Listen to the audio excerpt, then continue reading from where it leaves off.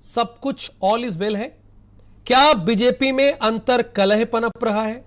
यह सवाल इसलिए है क्योंकि पंचायत चुनाव के बाद से आप देख रहे हैं कि किस तरह से बार बार मंथन हो रहा है।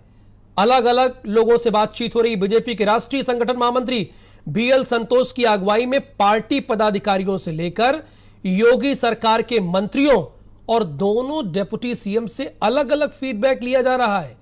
एक साथ नहीं, अलग अलग पूछा जा रहा है। क्या यह मिशन 2022 की तैयारी है या फिर चुनाव से पहले कोई बड़े बदलाव का संकेत है?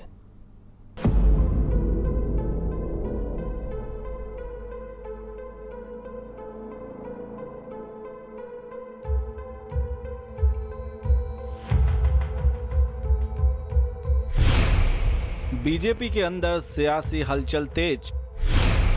प्रदेश कार्यालय पर कई घंटों तक मंथन। राष्ट्रीय नेतृत्व के साथ बंद कमरे में बैठक। दोनों डिप्टी सीएम से हुई लंबी वार्ता। मंत्रियों से भी लिया गया फीडबैक। क्या 22 से पहले होगा बड़ा बदलाव?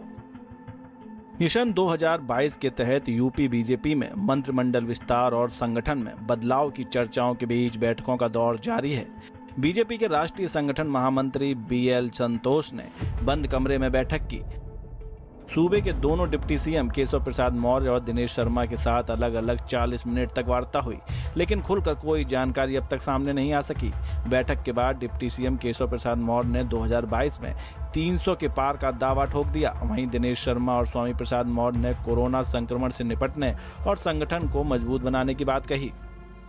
कोरोना काल में जो हमारे कार्यकर्ताओं ने सेवा का कार्य किया, एक तो उसकी समीक्षा की है, और तीसरी लहर यदि आती है तो पार्टी क्या करेगी और सरकार क्या करेगी, इस विषय पर हम लोगों ने काफ़ी चर्चा की है और उसकी तैयारी के लिए भी योजना बनाई है। भारतीय जनता पार्टी के मेरे संगठन महामंत्री हैं और संगठनात्मक दृष्टि से बैठक पर चर्चा हुई है। बैठक जो चर्चा हुई है बहुत अच्छी चर्चा हुई है। 2022 में हम लोग फिर एक ऐतिहासिक विजय प्राप्त करेंगे। 2022 300 पार।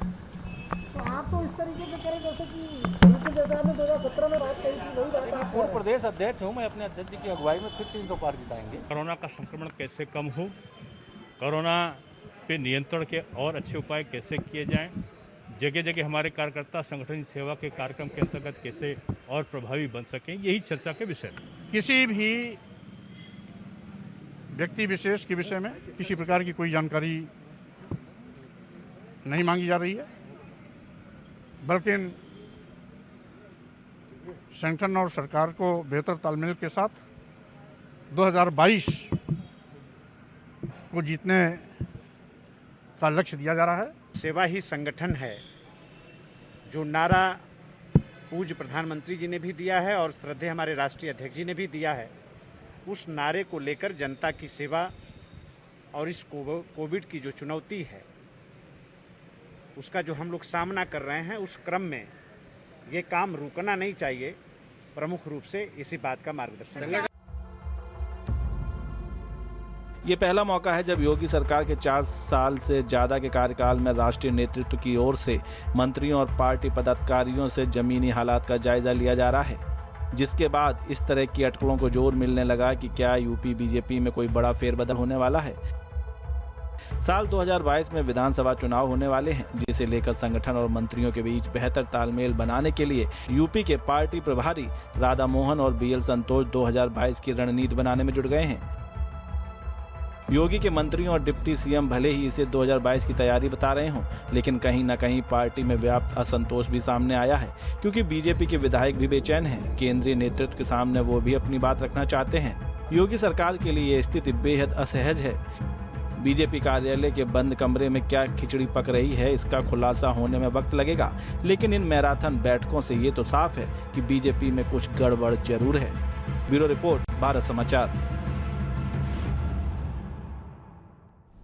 तो भारत समाचार लगातार आपको स्थिति से अवगत करा रहा है कि कोरोना काल के बाद सामुदायिक